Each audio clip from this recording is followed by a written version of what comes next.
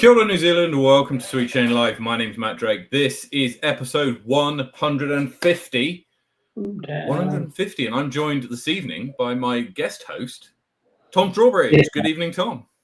G'day, how are you, Matt? You all right? Yeah, I'm very good. We mentioned that you were having some troubles at the beginning of the stream. You mentioned it in the comments just now, trying to get you all logged on and everything. Trying to new tech when we've got a guest host on makes it all a little bit different. But anyway, how have you been? We've not spoken for some time. You all right? I'm back to work on Monday, so the holiday's slowly ending shortly. But no, it's been good. Got out for a round this evening for the social league round with Stoke Disc Golf. Fantastic. That was good, and yeah, it was a slow round. It was painful. It was painful. Well, I don't know, what's the weather been like where you are? Because it's been so hot. Sunny Nelson, Matt. It's sunny Nelson. Of course, it's not sunny all the time. But I mean, heat-wise, it's been insane here. Like the temperature's been through the roof. It's been like, my bedroom is I swear the hottest room in New Zealand. It's like, I don't know why. It's just like duvet, maybe. I don't know. It's insanely warm, and it makes it very difficult to sleep at night, etc. But I shan't complain because I'd much rather it was hot than cold. Are you a hot man or a cold man? What do you prefer? I'll go with summer, man. Yeah. I'm a lake man. I'm not a beach man. I like my lake. Oh, I see. Okay, I see. I like my lakes. I'm more of a beach guy myself. So yeah. Yeah. I like the beach. My partner, we've got Kaiteri Beach about 45 minutes away, and that's like packed in summertime. And my partner goes, "Oh, we should take the little one over to Kaiteri." I was like, no. Too many people. They've got that Waterworld Park over there now. Yeah. Oh, okay. Yeah, I know the one you see with the inflatables in the. Yeah. And I think when that got booked in, I overheard there was 61,000 people booking on it. Not on the same day, surely. No, all over summer. Basically, it was just booking out because the campground is full. The beach is packed for a good 2 months, December, January. But I just don't go near that place. It's just too busy for me. Well, I'm a people person, you know that, but I'm a little bit. I don't like it when it's too busy. We've been to. There's been a few places around Wellington that we've been to as a family, and taken Devon along, and it's been just super packed. She's ambivalent to it. She didn't care. She's running around anyway. But anyway. Look, let's get into it. Let's get into the show tonight. We've got a great show lined up. We're going to go through the hot scores first up. Then we're going to be going over the results of North Island Champs, which were held last weekend in Inglewood. Some very dramatic scenes and some very close scores, and some very perhaps surprising scores as well in some areas. There was a couple that stood out for me, and then there was a couple that surprised me, shall we say. Yeah. And then Tom, you're not only here as a guest host, but you're also here as sort of a guest, because we're going to be talking to you about something that you're launching that's going to be over the next kind of few tournaments. We'll get into that a little bit later on. Then we've got Roxburgh as well, which is this weekend, and that's the reason Morgan's not here tonight, is because he's busy setting up baskets and drinking beer and all that kind of stuff that comes with. I'm assuming he's drinking a beer right now.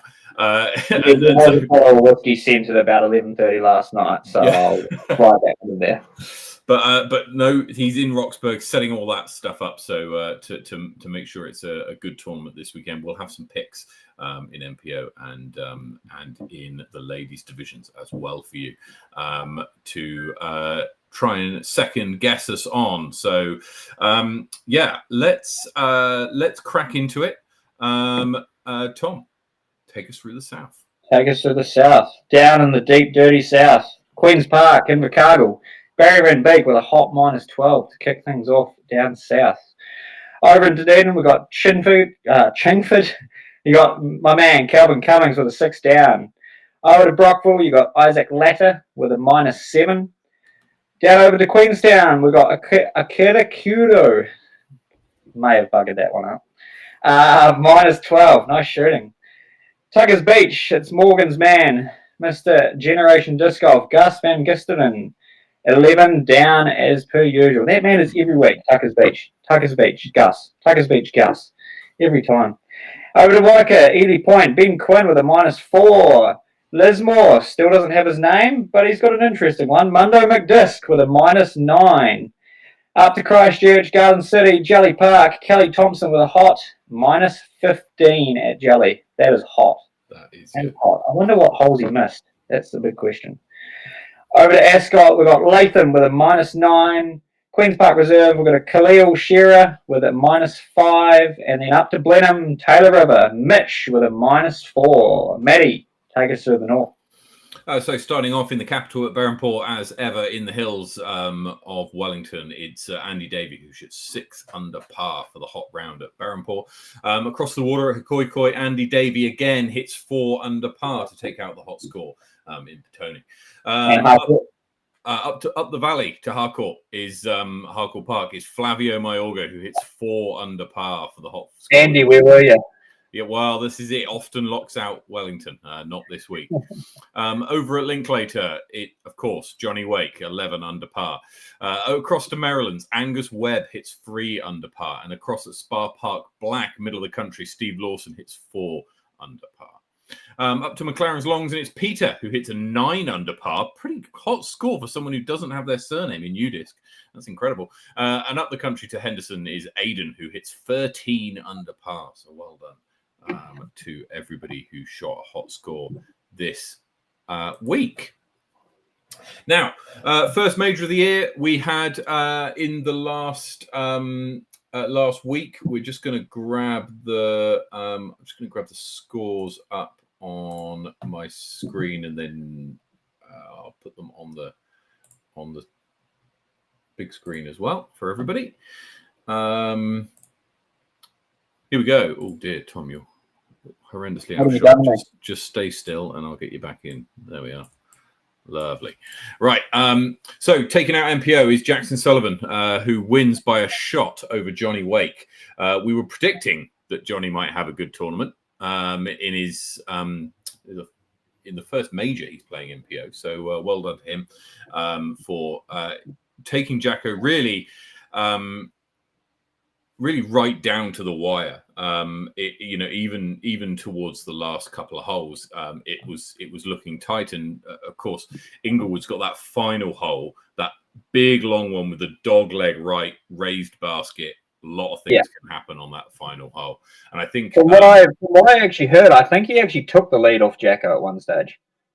Oh wow. Okay, I wouldn't be surprised. I wasn't following it that close, but I wouldn't be surprised. Yeah, I was trying my best to. There was a lot going on in all the divisions, and then obviously, like you were saying, all the women were playing on the same tees, so it was like, oh, what's happening there? And but I think Johnny took it for a couple of holes, or maybe Francis. I can't quite remember that. Well, someone up in the comments.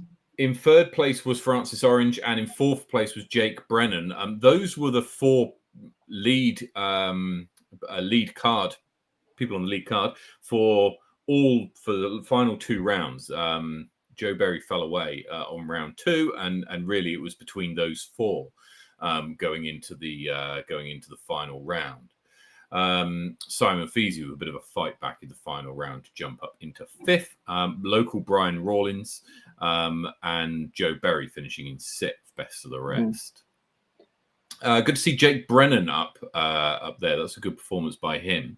4th place at a major is no mean feat. So and certainly the best result of his career. So well done to Jake. He's got a high rating. If you're looking at all the ratings, he's definitely up there.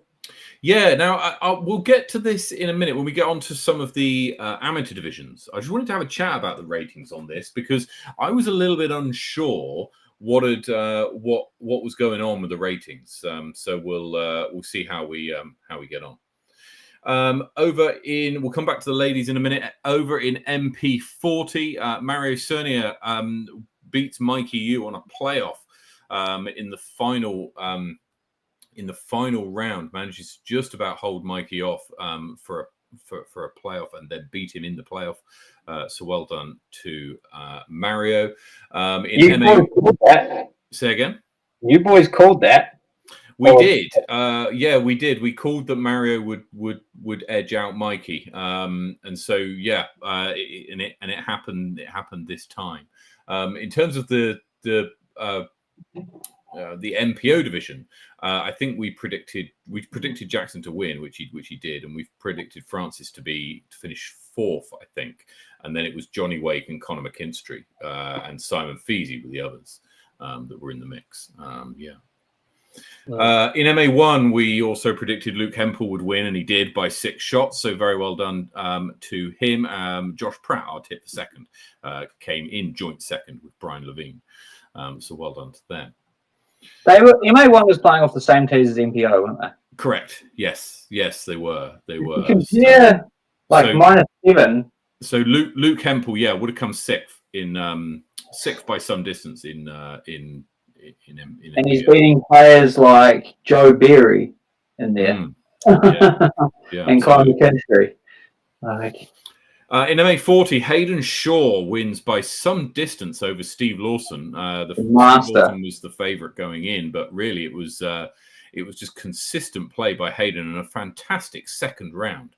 That was a hot second round. That was the hottest round. But I just want to draw our attention to the ratings here. Okay. And this came because I'm in a chat with many of the people who were in this division. A ratings chat, I love it. Well, it turned into a bit of a ratings chat because when this course was played, and I'll see if I can pull up the scoreboard from then.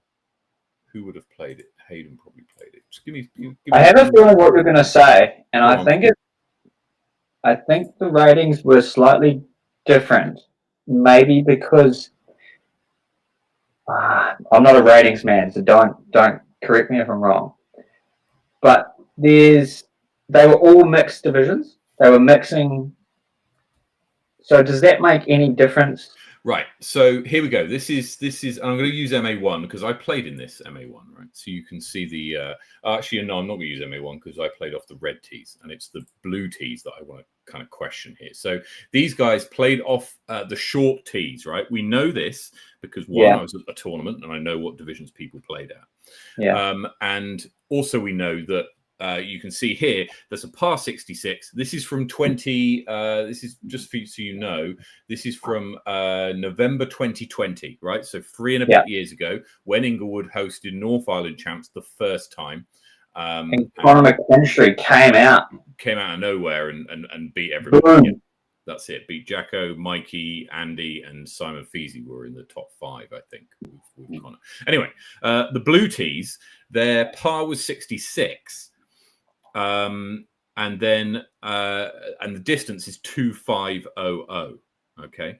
And then if you have a look at this, the par is now 67 and the distance sort of similar. Now, but the distance per par, which I think I don't know because the PGA don't release their black box information. Distance per par matters. Okay, that's a factor. That's a thing. We just had some comments through from people who know. Brian Rawlins, he's a local. New blue tees are a lot easier and shorter. Okay, the blue tees have changed quite a bit from Jason, and Louis says blue tees are made much easier for this tournament with shortening of holes and some threes being par 4s. Well, there's only one par difference between the two, and they've shaved about 150 meters off, right?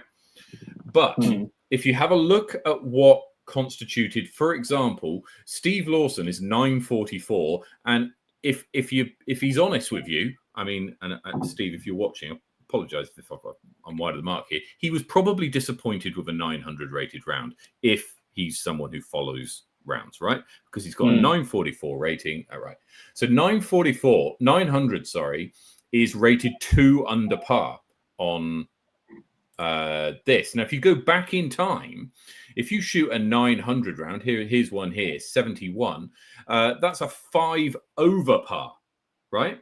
So it's a 7-shot swing. 7 shot. You've got to shoot 7 shots better. Now, my question to the people who were there is the blue course 7 shots easier? I don't know. I didn't play it, so it's difficult for me to say because I didn't even play the Blue Tees when it was held there a few years ago. But they're saying Blue Tees are much easier. Blah blah blah. So over the course of the over the total 18 holes, are they 7 shots easier? Because that's what the ratings are suggesting. Now, and it's pretty consistent, right? If we have a look at 893 at 72, that would be about 900 at 71. Actually, maybe a bit higher. It would actually be a touch higher, maybe. Round 2 and 3 were very windy. Not. Well, okay. The conditions, Riley, the conditions might have changed, right? That the conditions might have made a difference, but the conditions would have been the same for everybody, okay? Unless the conditions changed materially midway through the day, but that's what I was getting at earlier. Was right. Because they mixed the groups. So you had like MPO playing with like MA2, but okay. Sorry. So MPO was playing all in the afternoon, but then the rest of the divisions were mixed or something like that. So here's what happened in the first for the morning, or the first tees. It was a tea time thing. The first tees were all playing off the blue tees. Okay, yeah. I think I've got this right. And then the red tees, people who played off the red tees, which is all the pro divisions, so MP40, MPO, and MA1, played off the red tees and played after the people who had played on the blue tees. Mm. For the second round, what they did is they said, right, everybody who played the blue tees, who played the best, who played the best 4, irrelevant of what division they're in, you 4 are on the lead card of the blue tees, if you like. Then it was 4. So you could have ended up playing with ladies, a mix of ladies, mix of masters, mix of juniors, mix of MA2s, all playing on the same card because it just happened to fall in order that's what it was, right? And the same with I don't know if they did the same with the red tees. On the final round, they seeded by division as you traditionally would, right? So the top 4 at MA40, etc., played on the same card, right? Now, so my question, I guess, for the tournament director, for who was this one, for Jason, who's in the chat actually, was why did you do it that way? It's not a criticism. I'm just asking why it was done that way and not. I think seeded by division. I know Hayden was also helping run it. He probably was. Yes. Yeah. He helps run a lot of. I'm not sure if he was actually doing the cards, but I know he was helping out as Hayden does. His amazing. I guess my question would be: remember that what this tournament is. Okay, this is a major. There's only 3 of them. We get 3 majors in a year, right? And for the second round, for moving day, you're not necessarily playing on the same card as the people closest to you in position. Yeah. And moving day is the biggest day, arguably. Yeah. So if you play, so I think if you have a look at the scores, and let's just take MA40 as an example, because I know kind of how this happened. Jason here, who was third after round 1, didn't play on the same card as Steve and Hayden in the second round. He was with did I see him with the FA1 girls? Yeah, may well have done. Done. I mean, if we very quickly, so 61, 62. I know Brett, comment, you're in this chat. I know you are. I think Brett had a couple of mixed almost certainly did. Yeah, almost certainly did. So Gary played off the blue tees. He would have been on that lead card, along with Ty potentially at 62. Oh no, Ezra at 59, Gary at 59, and then it would have been Steve and Hayden at 61 and 62 was probably the lead card. So. I don't know. It was just something. We've got a reply from Jason here. Hayden's recommendations so that groups that only have a couple of players in the division don't end up playing the same people all 3 rounds. I agree with Hayden's recommendations. Okay. That's fair enough. I think the key point on those comments. I think the key point that needs to be brought up though is it's a major. Right. And Johnny's just as I was saying that, I think he's just commented majors in quotation marks. And so I think, yeah. Yeah, and he also makes the point that it's something that NZDG needs to govern. I agree. I think, you know, and this is speaking for me personally, and Brett's kind of touched on it, is that you want to, in a major, right? Remember, let's go back to basics here, and this is my opinion. Let's just go back to basics. What is the point of the majors? The point of the majors is to say, once and for all, these are the most important tournaments in the year. And so we want to make sure that these are the very best players at these events, in these conditions that we've set up, because we believe that the combination of these top tournaments will go to inform who the best players are in the country, which is the point of doing this, right? So let's remember, that's the backdrop. So then you say, okay, well, how do you go about doing that? And the way that I see that you go about doing that is you want the best players in a division, right? Because we're not in a position to be dictating what divisions people are in. So people have chosen their own divisions. Mm. So you by division, you go, right, we're limited to 4 people per card. So you top 4, you're going to be battling it out. And if that means that the 4 people at the top play with the same people for 3 rounds in a row, then so be it. I got a perfect example for you. A couple of years ago, we did a one-day tournament here in Nelson. Mm-hmm. And there was, all the cards were sorted for round 2, and then there was one junior. He was like 7 years old. And I was like, throw him in with us. Mm-hmm. And so it was like me, Ashton Clark, and then one other local, and then this kid. And I was just like, throw him in with us. I was like, this is the best way he's going to learn, because he's going to be like, right. Mm-hmm. 2 holes in, I found out he was throwing a Kiwi, overstable fairway driver by RPM. And he's just like, yeah, this is like the disc that I throw. I'm like, do you want to try and mix it up? And then boom, he was crushing it, like 60, 70 meters every shot as soon as he flipped, like took his Kiwi away. Mm-hmm. And he was loving it. And you can do those sorts of things in one-day tournaments. Yeah. And it's social and more fun. But with a major... Because it's a major. I think you can stick to, like, Brett just commented, card mates were great all weekend, but I wanted to battle in my division for 2 days. Mm. Yeah. And you know what? I've actually benefited from something that was done very similar to this in the past, right? So I'll tell you the story. My one and only PDGA sanctioned victory, my only win was in MA1 in 2021 at the Middle Earth Open, right? Was it 2021? I should know this really. It was. It's your only win. Come on. Yeah.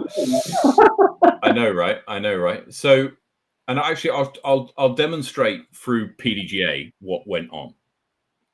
Right, my one and only win, which you can see. Did you sandbag it? No, I didn't sandbag it, not at all. Here we go, look. 2021, I got it right. See, February 2021, right?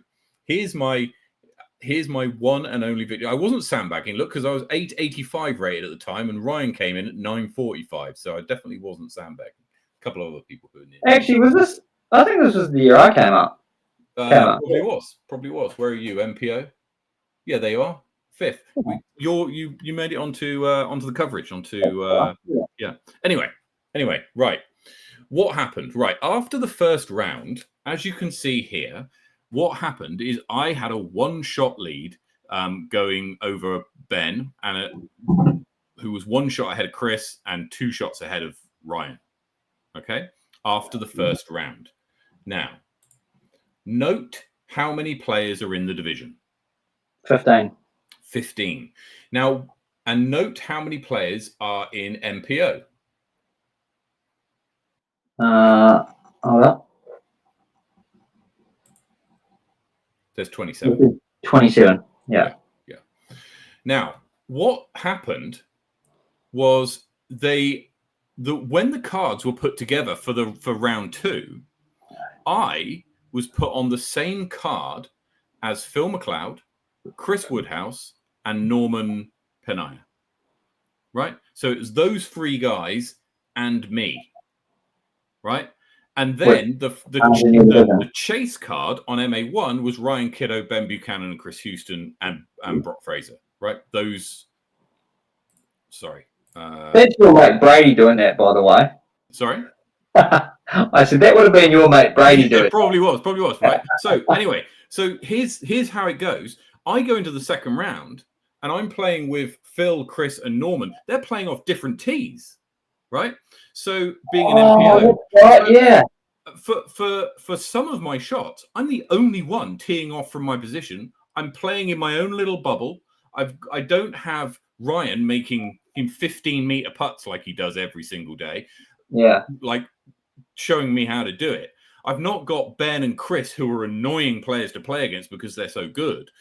I don't have them kind of chasing me down and putting scoreboard pressure on, right? All I've got is because I always check live scores, but that doesn't matter. I don't have them doing it in front of me. I'm just sort of playing my own game and doing it.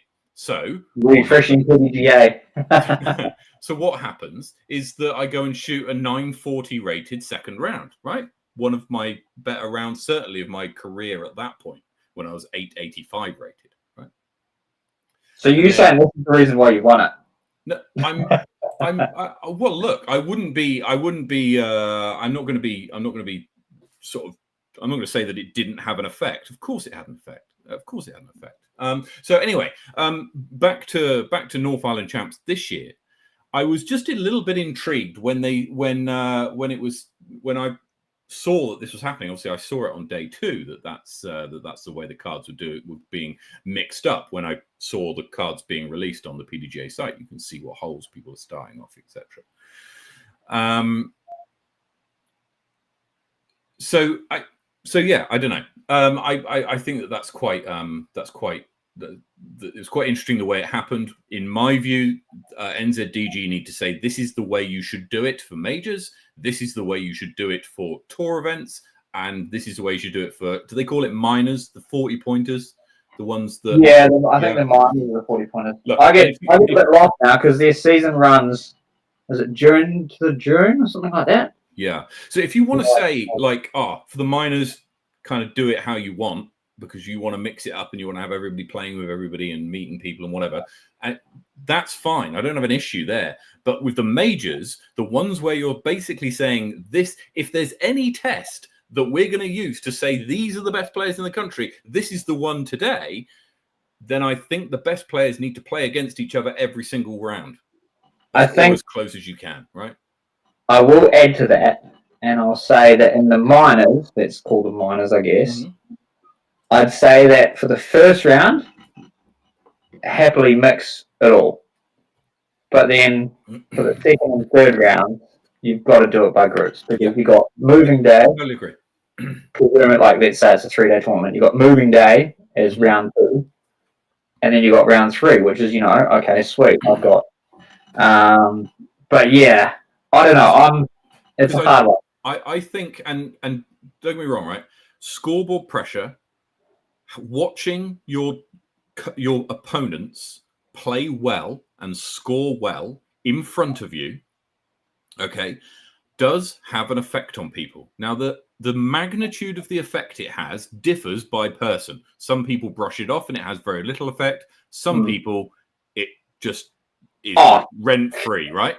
And and so it affects different people in different ways.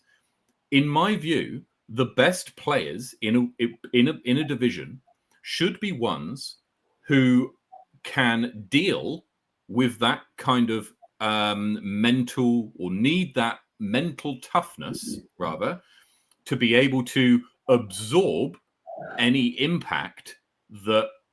negative impact that might have on their game.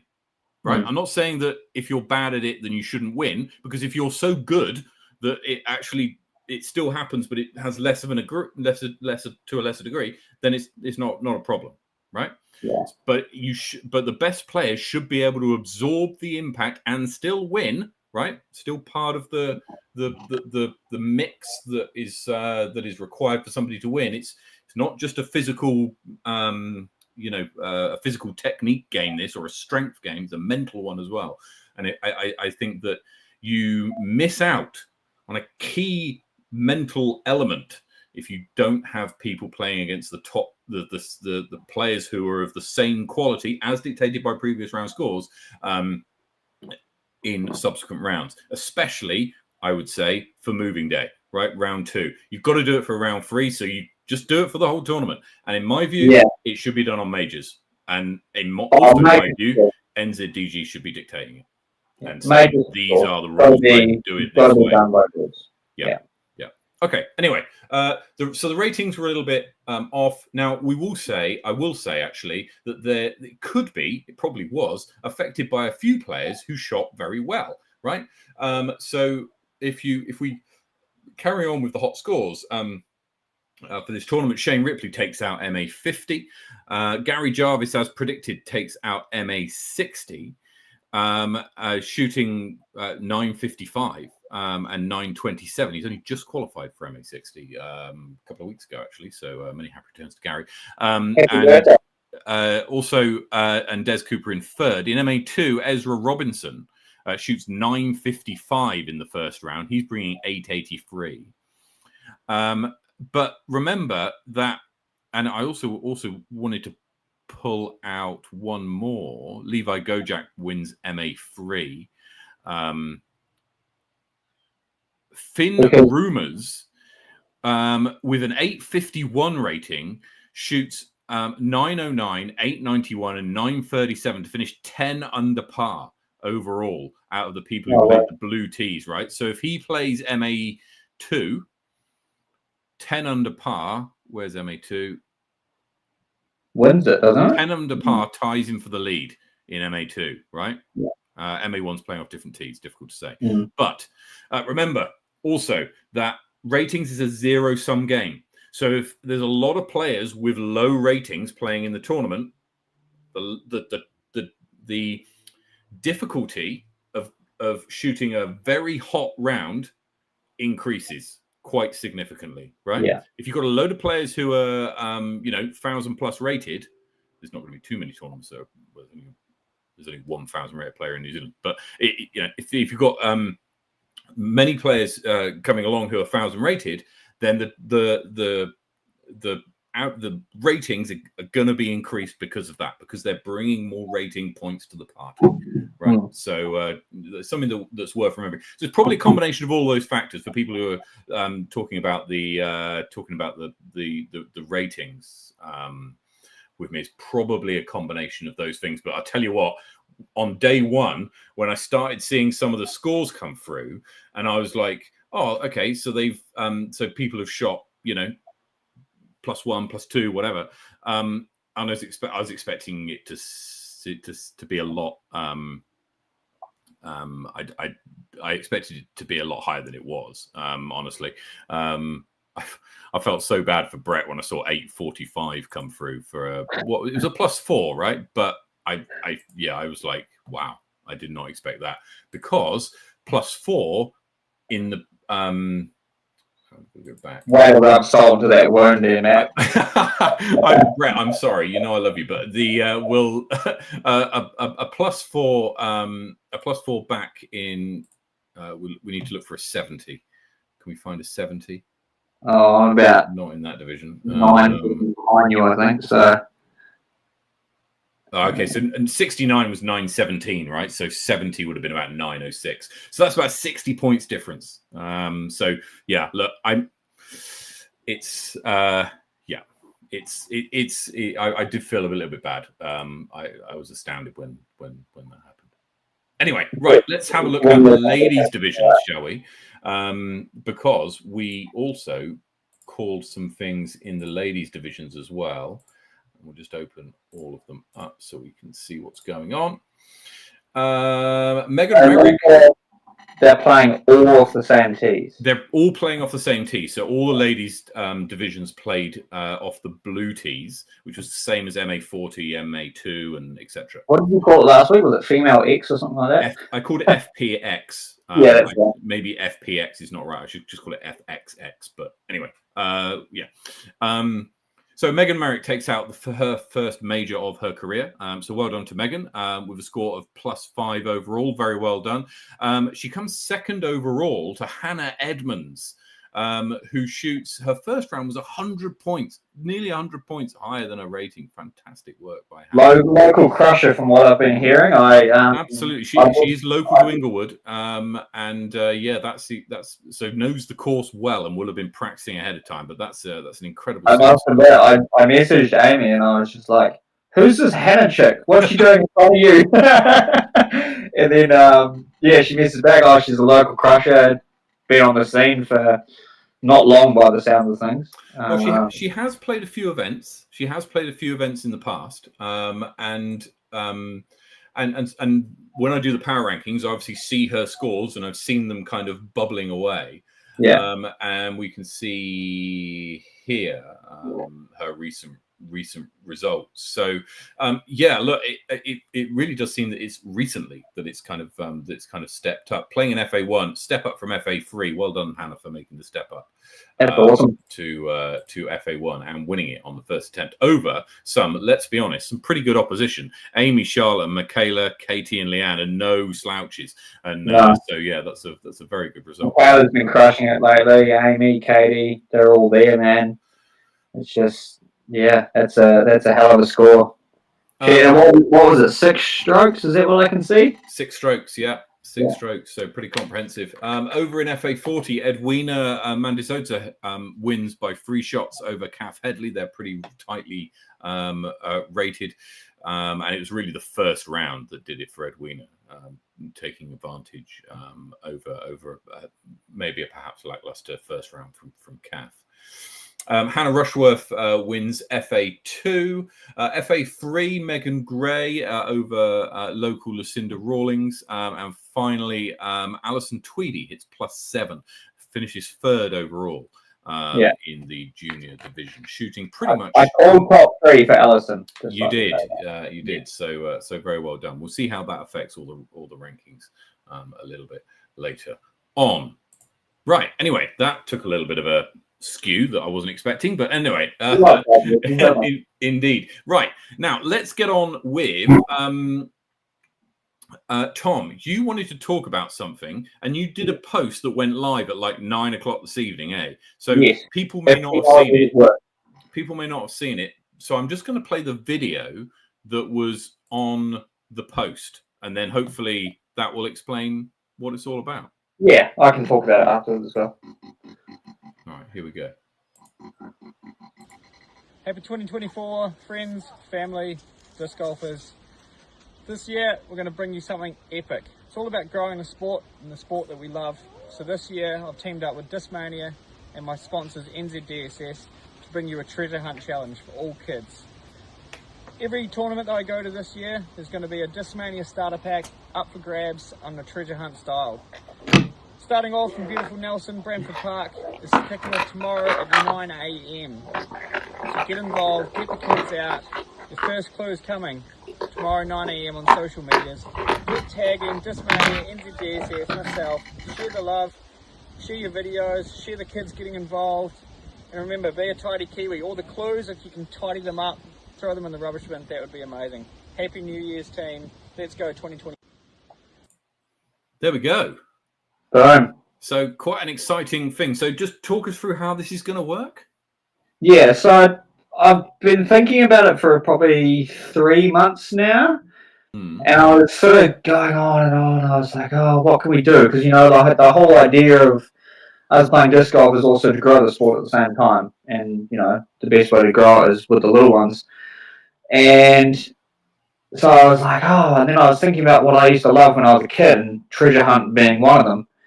And so I sort of been thinking about it for a while then, and then we came up with the idea, myself and Leon had a chat, And so, yeah, basically every tournament that I'm going to go to this year, thanks to NZDSS and Tasmania, there's going to be a treasure hunt, basically, for the kids to get involved with.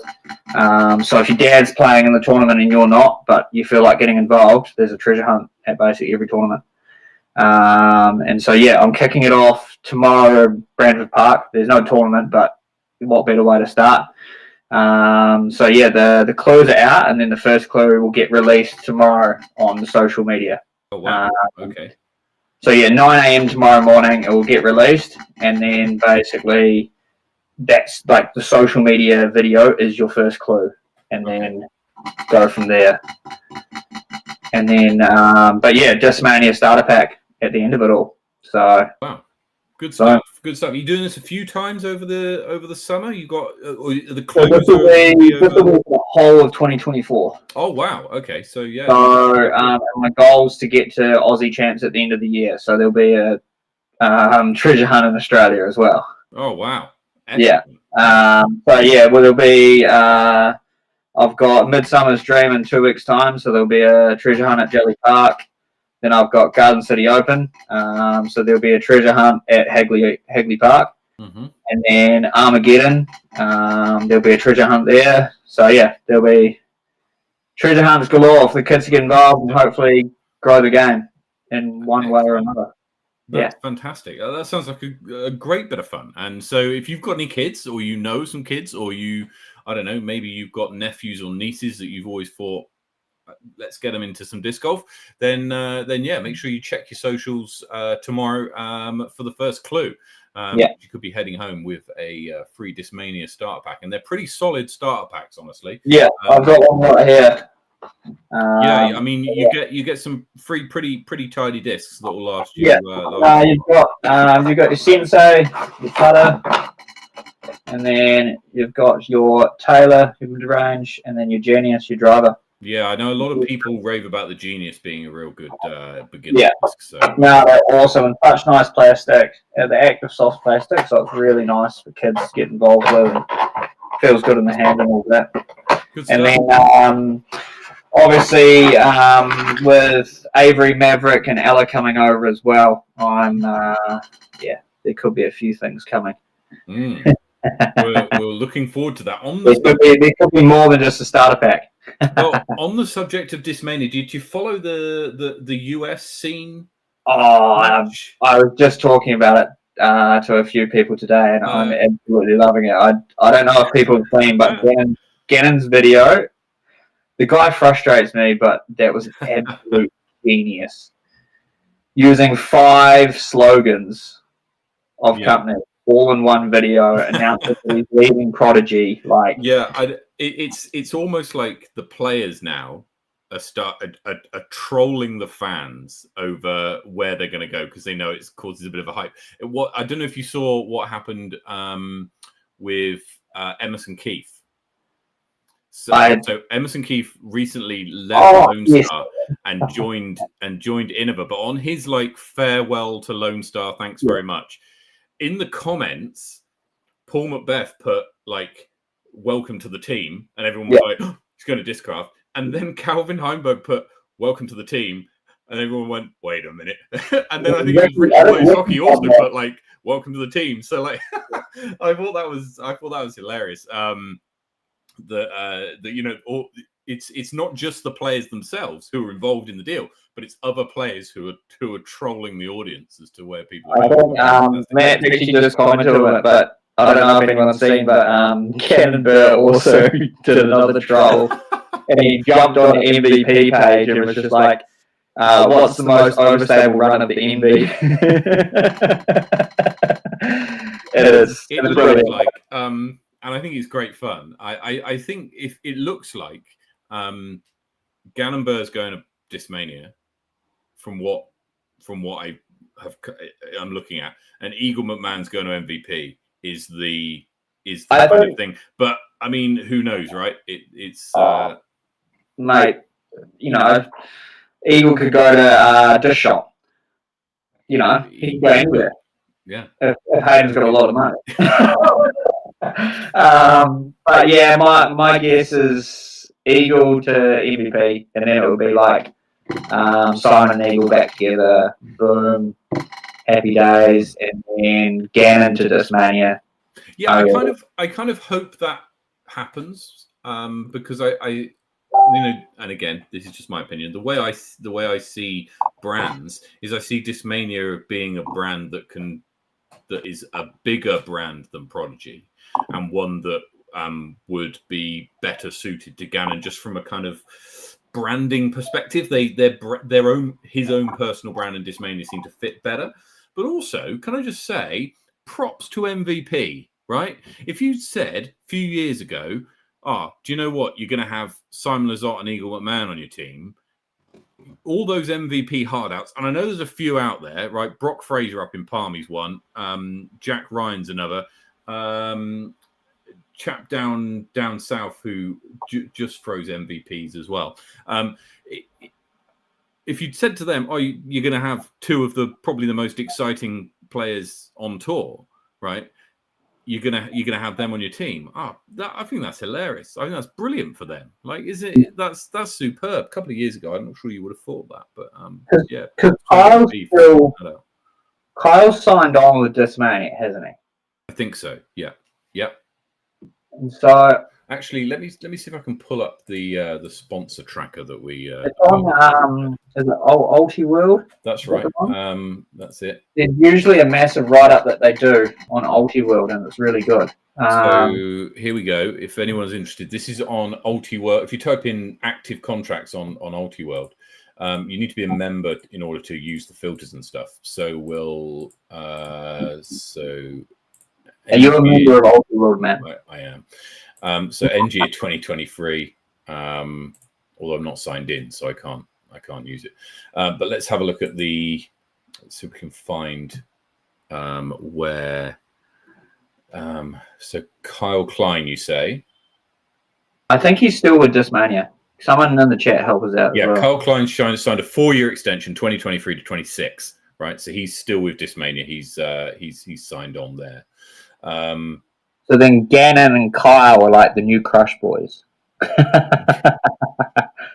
Yeah, I don't know.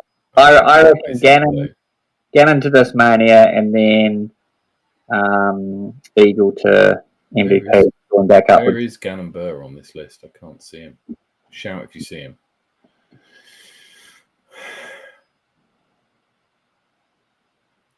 I'm missing it on this list.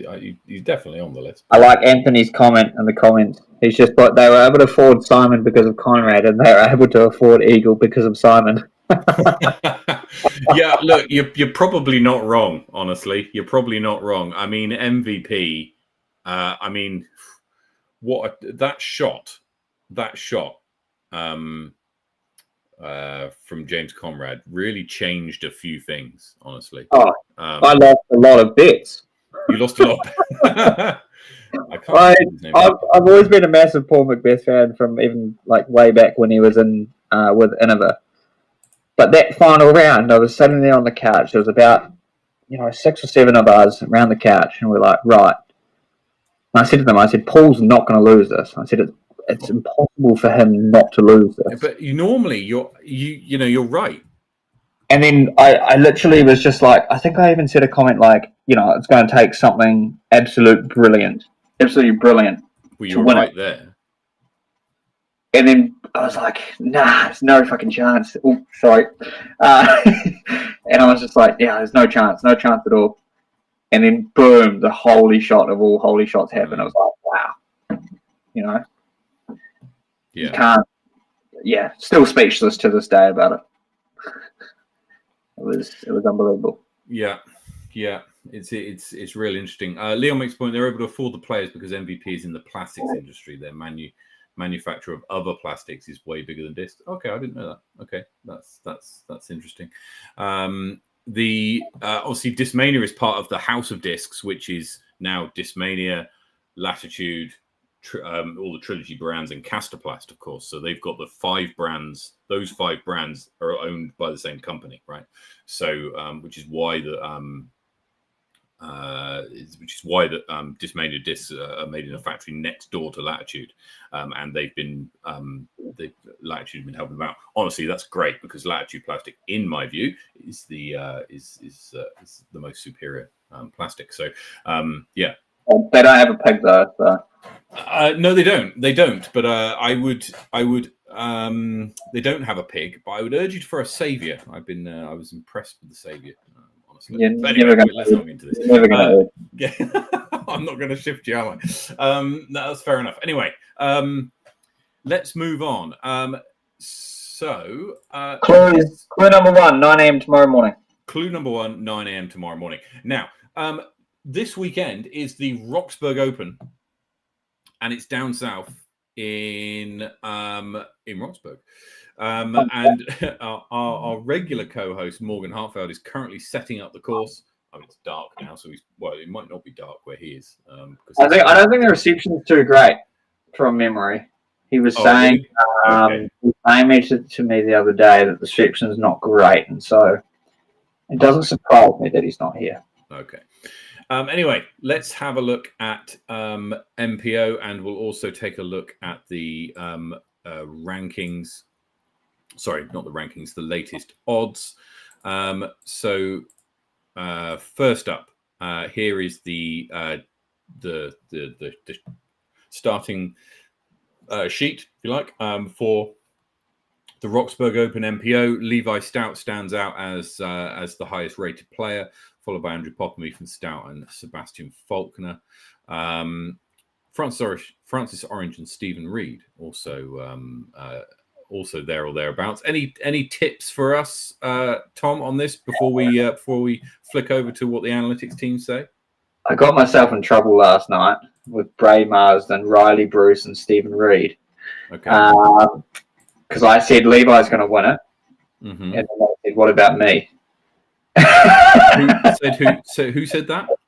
Stephen Reed, Bray Marsden, and Riley Bruce. But honestly, I was saying last night, strong field. Like, there's some really good players there. Sebastian's making the trip down from Christchurch. The Stout brothers are there. Andrew Popham. You got Phil Botha in there as well. It's a strong field. I personally am going to have to still pick Levi. Yeah, look, so the analytics team agree with you that Levi's... I'd hope they do, to be fair. Levi's going to take this out. He is and it's not even close, they're saying. He's quite a bit ahead of Andrew Popham and Sebastian Faulkner, who will have a good battle for second place, Francis Orange and Ethan Stout outside of those. I don't agree with the rest of that, though. Okay, interesting. Which bits don't you agree with? I would have put Ethan Stout higher, to be fair. Higher than fifth? Higher than fifth. He's had a good couple of showings at Roxburgh in the last couple of years. Yeah, but he's coming back off an injury. Yeah, but he's training. He's training hard, and I reckon he's gonna definitely pip him. I don't think he's gonna pip Levi, but I think he's gonna pip into the top 5. Okay.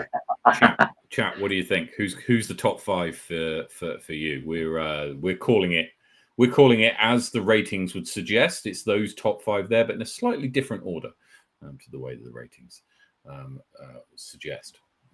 Further down in FPO, Michaela Kerr takes on Echo Lee, and look, they are tied on ratings. This is going to be a crackerjack battle going on in FPO. Down to MP40, and this again. Look at this, right? What a stacked field in MP40. This is going to be fantastic to watch. Any one of these 6 players, honestly, could take it out. You got the Queenstown boys there as well. You got Pookie making the trip down. You got Mikey. You got John. Oh man, who are you picking, Matt? Look, I think Mikey Yu is looking good for this one. Although I think it's between Mikey and Johnny. Barry's capable of putting some good rounds together. And putting a charge on, but I think Mikey and Johnny probably have this. I'm going to go Johnny by 1, by 1. Yeah, okay, that's pretty fair. And then I'm going to go Michaela Taylor over Echo. by probably a playoff Mm. or like one shot. I don't reckon there'll be much in it with those two. So let's just flash back. Michaela was +10, Echo was +20. So Michaela beat Echo by 10 shots. Oh, you're going back to last weekend? Yeah, so last weekend, Michaela beat Echo by 10 shots. So we'll see if that plays out in the when they're. I had a couple of rounds with Michaela when she was down in Nelson because it's a hometown, and yeah, she's crushing it. I tell you what, I follow her socials, and obviously she's local Wellingtonian. But I follow her socials. She's been putting in heaps of training. Yeah, loads of field work, loads of putting practice. She's chasing something, man. She's chasing something. Yeah, that's right. That's right. She's after that Elite Series prize. So basically, as soon as the announcement got made, that chick booked flights galore. I hate to see her credit card. But yeah, it's hopefully paying off, right? Because and certainly a lot of the training is as well. It's really good to see. Over in MA1, we've got Jin Kato, Dwan Fisher, Jack Maffey, Ben Quinn, Sam Lycan, Goose. This is a pretty stacked field also, right? Elite Series bringing the elite players to MA1. That is awesome. I think any one of those top kind of, well, any of the one of those players that are on there are probably going for the win, right? Look, the last two tournaments, and I think Waihi Tapu was one. It was Jin, Gus, and Sam all there. Yeah, they were all like within a few shots. Jin tipped Sam by like one shot from memory, and then Gus was like 2 shots behind Sam. Yeah, it's going to be incredible. I'm going to go Jin. Yep. Sam. Jin, then Sam. Craig Lycan, if you're watching, don't hate me. Okay, Jin's been playing some really good golf, right? And so I have to put him. I have to put him top this weekend. But I wouldn't be surprised. I guess Goose is another one who's capable of putting together some. If he has, it's a 3-round tournament, right? If he has 3 good rounds, right? If he normally it's one round that lets him down. If he can have 3 good to very good rounds, then he could be there or thereabouts. Team NZDSS.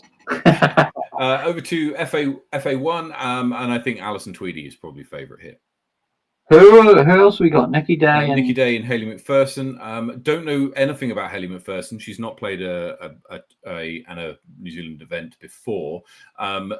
Nikki Day has out of Queenstown, but I think Alison Tweedy here. What will be interesting is to see how she goes against Michaela and Echo. She beat both of them in North Island champs, so it will be. They're all playing the same tees. Yeah, Alison crushes. MA40, Luke Godfrey out of Wanaka over Mark Tebbett and Lance Easton. Again, this is an incredibly tight division. So this is really, really tough to pick out, honestly. We see Kelvin Cummins putting together really good rounds in our hot scores. It's almost every week that he gets. And so there's some real. This is very tight, very tight. I'll go my man Tibby, Mark Tebbett. Mark Tebbett for you. Okay, well, very best of luck to Mark. Over in FA40, Nicola Stout and Marie Cummins go head to head. I think Nicola's probably got this. Again, be interesting to see how she matches up against a charging Michaela and a youthful Alison Tweedy. FA50, and Andrew Faulkner is the favourite here over Josh Walker. Been playing some pretty good golf recently. Did you say FA50? Sorry, did I say FA50? My apologies. MA50, of course. Andrew Faulkner, slap that man, will you? Who have we got? That's another awesome battle. They're really tight across all of these divisions, eh? All of these divisions. Marie's just commented, I think Nicola has it too. Marie, don't sell yourself short. I mean, it's... Come on, Marie, you can do it. We're all going to be cheering you on. The in MA50 is going to be a tight division. MA60, Paul Deacon and Rob Kent go head to head, and in MA2, you've got Ashley Clements and Glenn Whelan and Roy Whelan, presumably related, all going up against each other this weekend. So that could be quite an interesting in MA2. This looks like it's going to be Magnus Davidson versus Connor Rance in the MJ under 18s. Magnus will make the trip as well. That's awesome. And Sarah Wadsworth competes in MJ under 10s. What'll be interesting is to again see how she compares and how she competes against the other ladies in the other divisions. I think her and her family have been doing a bit of a road trip, which is pretty cool. They've been cruising around the South Island by the looks of things. They were in I've certainly seen lots of posts come out recently of that. Just very quickly looking at the odds on Roxburgh for the FPX divisions, Nicola Stout is at 2.4. Then Michaela is favourite to win over Echo, who's slightly ahead of Alison Tweedy. So we would expect that to. If you're going to compare those four, I'm going to go Alison, Nicola, and Michaela tied in an eco. Okay. If you're going to combine those four, FPX. Okay. Excellent. Right. Let's have a look at. We've just got enough time to quickly have a look at the upcoming events and then the rankings. Arnie says, "Tell Matt to check out the new GCO logo." And if you recognize it, awesome. Where will I find this? On Disc Golf Scene? Disc Golf Scene. I'm pretty sure. I think here it is. Yes, I think I've got it. Or I might find a bigger one on Facebook. So let's just have a look. It looks really good. It's hole 17. There it is. Oh, and Brett's made also another good point. We could be here a while, Matt. We've got another thing to talk about as well. Oh, we do. Yes, we do. Yeah. We do have one more thing to talk about. Here we go. That is the logo for Garden City Open. It's fantastic. It's very on brand with the rest of the Elite Series. It looks great. And it's terrifying at the same time. It's like when you're playing a paintball game and you're running the gauntlet and everyone's just firing shots at you. That's what hole 17 reminds me of, eh? It's throwing down that gauntlet and there's trees just coming out of everywhere. It's absolutely terrifying. And I didn't even play it. I was caddying the whole tournament and I was just looking at it. I was like, I love this hole. You didn't play it. I'll tell you the reason why it's terrifying. My See if I can find it. I still made the trip down though. It was well worth it. I'll see if I can tell you the reason why it's terrifying. Just bear with me. Oh, didn't you shoot like double digits? Where was it? I was MP40 for this one for some stupid reason. So hole 17, and I scored where I have to go pretty far down. I scored an 8 in round 1. This is on a par of round 3, sorry. So in round 1, I shot a 6, 2 over par, so a double bogey, a double bogey, and a snowman to finish. So that was pretty disappointing actually, because I was 4 under par at that point going into that hole, and I blew all of that under parness on that final hole, which was at least. So yes, correct me if I'm wrong, but that hole is staying the same. I hope so. I hope so. Honestly, it's a really good hole. It's a really good hole. That and hole 18, brilliant holes, brilliant holes. And for people who want to know why, and I'll say it again, the whole point of disc golf tournaments, especially majors, as this was, is to find out who the best players are. And the way that you do that is that you provide them with tests to discover who the best players are. And the people who are able to perform best in the combination of the tests that you put in front of them are the best players, and therefore you have your winner. if you don't have holes which separate players from one another, then it's very difficult to find out who the best players are. And so holes which have a lot of score separation, which hole 17 certainly does, in MP40 alone, there were scores of 3, 4, 5, 6, 7, and 8 all coming through. Then, in my view, very good hole. I was caddying for Maverick in the final round last year, league card, and watching Jay and Ethan do battle on that hole 17. I think Ethan three-putted on that one in the final round, right? So that was 3 or 4 putted. There was at least one air ball, so it might have been. It might have been 2 air balls. I remember that. But then he goes and parks it on hole 18 and wins it. I was like, fair play. Right. Next piece of news before we go into upcoming events and rankings. Next piece of news is that there's been a new sponsor been announced for the Tour Down Under. And this is Idio Shoes have been announced as the sponsor for the Bottle Lake Open, right? So the Bottle Lake Open is the 3rd event in the 4-event series that's coming in end of January, beginning of February. So we'll be on the, I had it here a second ago for anybody who isn't signed up yet, is on the 9th to the 11th of February. Okay, it's in Bottle Lake, which is in Christchurch, and everybody who enters that tournament gets a free pair of Idiosyncrasies, which is their branded shoe, I guess. Correct me if I'm wrong, but I'm pretty sure it's only amateur divisions.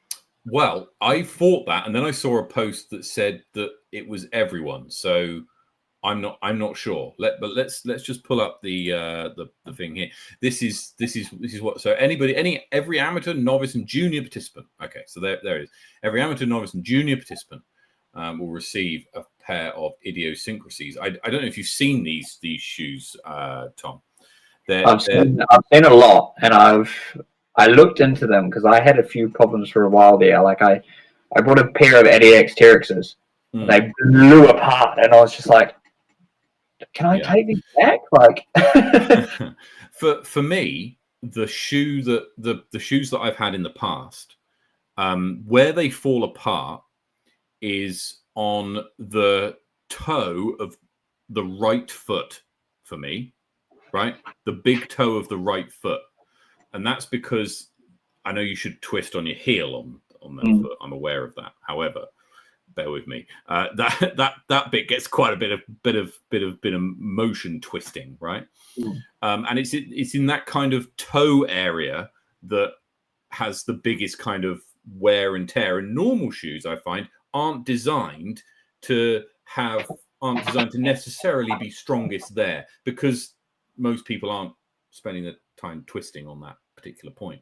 Whereas Idio shoes, I think, have a one piece that kind of covers that whole area, right? So there isn't any kind of joins or like stitching together at that point. So if you are a toe dragger or with like forehands and things like that, another thing you can do, if you don't want to buy the Idiosyncrasy shoes, of course, is from a baseball softball player like myself, there's a thing called shoe goo that you can use, and it's basically like shoe glue. Did you say shoe goo? Oh, shoe goo. Okay. Yeah. So it's basically like a thick layer of like glue that you can mold around your foot. Pitchers do it in softball because they drag their toe, and it basically, they used to have big metal plates that were on the shoe, but then they brought in shoe goo. So and it's really a protective layer, like a thick layer of lacquer, kind of on the thing. Yeah. Okay. Yeah, they're really good. And then, but yeah, I'd be keen to see, because I watched. Do you watch Paul Overberry and Brodie Smith's podcast? Yep. Coincidentally, just last week they were talking about these shoes. They were. I don't know of on the quality of them, honestly. I looked into buying some, and I contacted them about getting the shipping across, and it was actually someone was in the States, and they were able to bring a pair back for me, so I wouldn't have to pay the shipping. But unfortunately, they were leaving before they were ready, so it never happened. It never sort of linked up. It was a shame, but yeah. I've heard mixed things. Like some people are saying they're absolutely amazing, and some people are saying they're falling apart quite quickly. Okay, all right. Well, Brody was very quick to pull them apart. Okay. Very quick. What I think is that the disc golf shoe industry, right, is incredibly small, arguably limited to one or maybe one brand, right? So, and don't forget that the shoes required for disc golf is very different to kind of other sports. For example, if you go and play like Ultimate, right, then you want the same shoes as people who run a lot on grass. So you can buy football shoes, you can buy like regular cleats, and they'll probably be absolutely fine, right? Yeah, there's maybe a little bit more turning and pivoting in Ultimate than there is over football and whatever, but you're going to find the same kind of shoes, right? And so what happens is that you have shoe manufacturers who make a type of shoe, and it will suit for a lot of different people. Whereas with disc golf, I'm not sure that it has that kind of other sport that you can just say, well, yeah, just get a pair of these. I don't know what you wear currently. I jumped onto the Solomon Speedcross 3s, I think they are. Okay. I won't ever leave them. Okay. They're amazing. I went for fully waterproof, right? So I went for Gore-Tex, 100% waterproof. I have to say I've spent more on these shoes than I ever thought I'd spend on a pair of shoes. But I'll tell you what, they're brilliant. Yeah. I don't know what they're doing. The sole is made by Vibram, which I understand is one of the best shoe sole manufacturers. Obviously used to make discs. Won't well be making a comeback making discs. But they so that's my nod to disc golf, if you like. But they're a hiking shoe. They're a shoe that you go tramping in, right? So you want them to be waterproof. You want them to be able to take different forces if you're walking over roots and rocks and whatever. And so those are the ones that go for. So I'm interested to see how they go. Honestly, I don't think they look bad. The Paige Pierce has got a obviously friend of the show. Paige Pierce has got is sponsored by IDEO and has a color branding. I don't know. I reckon what episode is this? This is 150, isn't it? 150, yes. All right. On the 200th episode, let's get all the amateur players that get a pair of shoes at Bottle Lake to write a review on them. Oh, okay. That's interesting. Because at the end of the day, we're going by social media posts, different reviews online and all that. But I don't think anyone in New Zealand actually has a pair. No, I've not seen anybody wearing them, certainly. No. If I had, I'd be asking them questions about them. We've got 50-odd people with a pair of Idiosyncrasy shoes in New Zealand that have been using them for approximately a year. So here's my question, right? Is anyone else going to do this? I paid, for my shoes, for my disc golf shoes, for my shoes I play disc golf in, they're not disc golf shoes. For the shoes I play disc golf in, I paid $270 or something, right? It was way more than I'd ever paid before, but I figured if they last 2 to 3 times as long as normal shoes, right, then it's worth it. So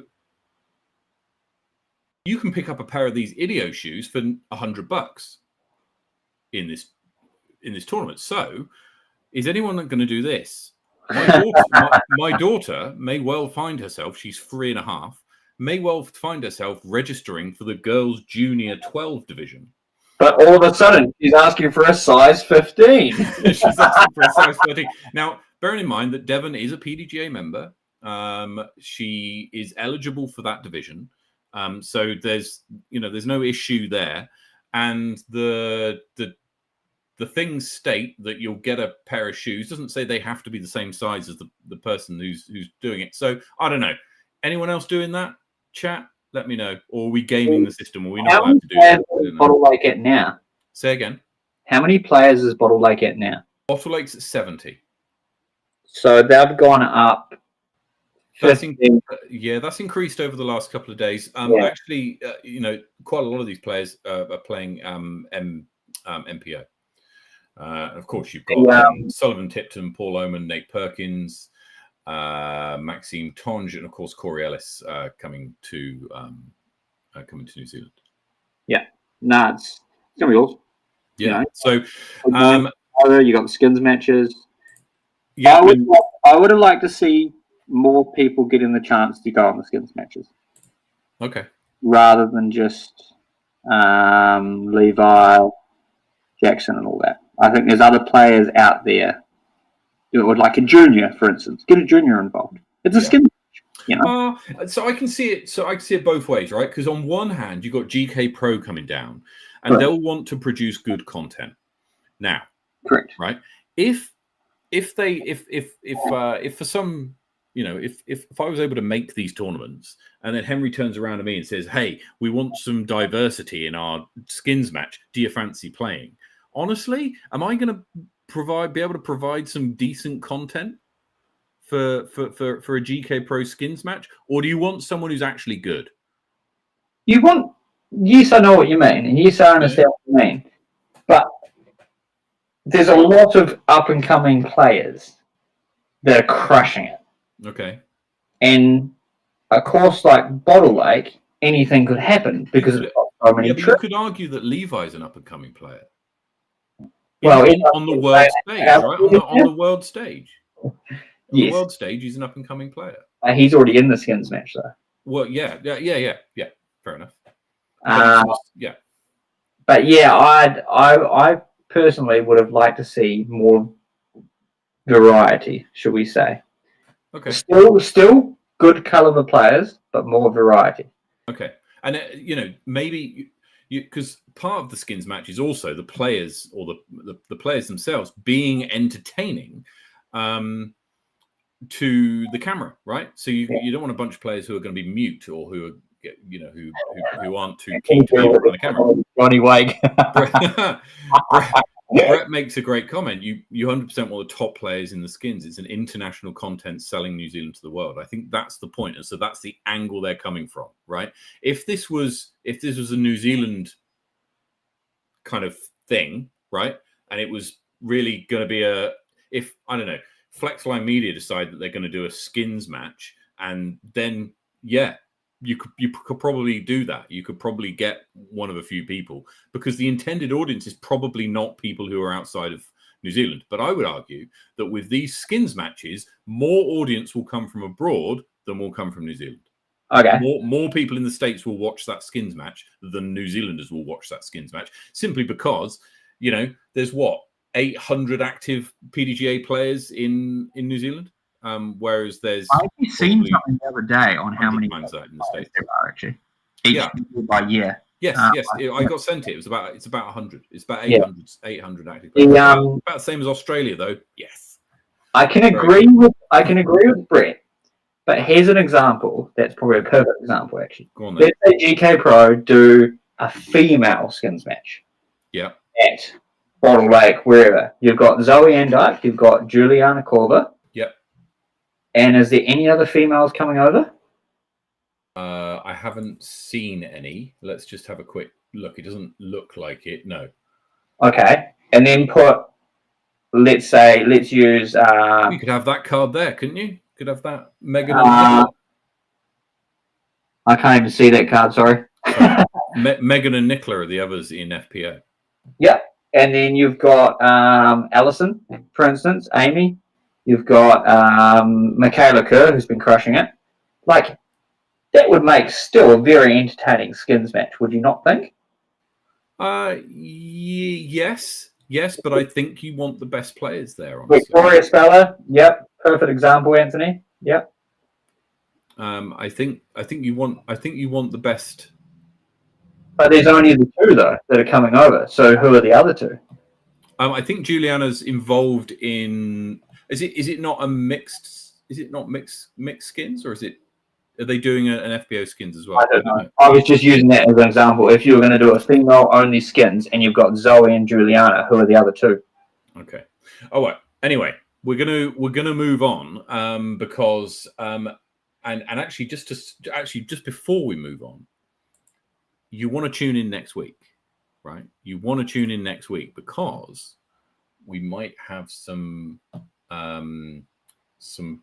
guests lined up, which you might want to listen from. So or listen to. So make sure that you tune in next week because could be a lot of fun. Anyway, that's all I'm going to say for now. Let's move on to the upcoming events, and let's go to it's here and then it's there. So we've got Roxburgh Open playing this weekend. It's sold out. The Elite Series is really gets into full swing over the next couple of weeks with the Southern Smash next weekend in Invercargill. The Seafarer in Dunedin is not too long away as well on the same weekend as Topol Classic and A Midsummer's Dream. Then Nationals kicks off in Auckland, first weekend of February. Bottle Lake, Paradise Plates rounding out the Tour Down Under. Ashburton Open is the weekend after. Then there's a bit of a gap to the Queenstown Classic, Garden City, Armageddon, and Montana Flat. I was out at Armageddon the other day doing some work. Yeah, we're changing it up for people who were there last year. We're changing it up. This is for the Elite Series, and it's the final event, so we're going big. Going big. Okay. Yeah. All right. No, well, it's going to be awesome. Looking forward to it. I've got a meeting next week with Hayden, and then we're going to start finalising a few things. Hannah Edmonds' overall victory at North Island Champs lifts her 11 places up to 10th in the ladies' rankings. Joe Berry drops 1 spot to 5th. Johnny Waite climbs 5 spots to 10th. Conor McKinstry drops 3 spots to 15th as a result of the weekend's activities. And Jake Brennan climbs 21 spots to crack into the top 20, thanks to his 4th place finish. Oh, good. Right, that's about it from us. Just one thing to say: there are 6 more subs until our next giveaway. All right. So, and Tom, you won't believe this, right? Of all the people who watch the show, of which there's a few, not hundreds, but well, it is a couple of hundred, but we get a couple of hundred views on each video. 20% of everybody who watches the videos aren't subscribed. Can we call them out? Unfortunately, the analytics team are unable to give me a list of people who don't subscribe to me, but watch the video. So unfortunately, they can't do that. However, if you are watching this and you are not subscribed, or you're maybe watching it on your wife's account on the TV, I even subscribed my wife to Sweet Chain. That's what we're talking about. That's what we're talking about. Get it done. Hit the subscribe button. Because it really does help out the channel. If you enjoy what we do, and hopefully you do, then please, that is a way that you can that you can support the channel. Anyway, one more. Oh, go on. Discmania starter pack. Get involved. 9 a.m. tomorrow morning. Clue 1 drops. 9 a.m. tomorrow morning. Very best of luck to everybody who's on the treasure hunt for the Discmania discs. Very best of luck to everybody playing at the Roxburgh Open. Also, very best of luck to everybody playing at the west side of Woodville, which is taking place this weekend in Ryan Kitto's, Ryan Kitto's backyard. It's a bit of a cult event that you invite only kind of affair. Very old school. But looks a lot of fun. Hopefully one day I'll get there. But say again. He's had people pull out this week, and boom, straight away a spot's been filled. Yeah. Oh, yeah. He's had 4 people pull out, and he's just like, boom, already sold within 5 minutes. Yeah. It looks a lot of fun. Certainly a lot of fun from what I've seen from the people who I think this is the 5th year it's been running. I want to say 3rd or 4th. But I'm not sure. Anyway, but it's been going a few times, and he's usually got some pretty sweet discs that he gets made by Westside, designed by Casey down in Disco Fever. So have a look for that, because I'm sure Ryan will have a couple of spares if you want to get your hands on one and you're not able to make it this weekend. Best of luck to all of those people playing. But wherever you're playing disc golf, take it easy, play well, get some birdies, and we'll see you next week.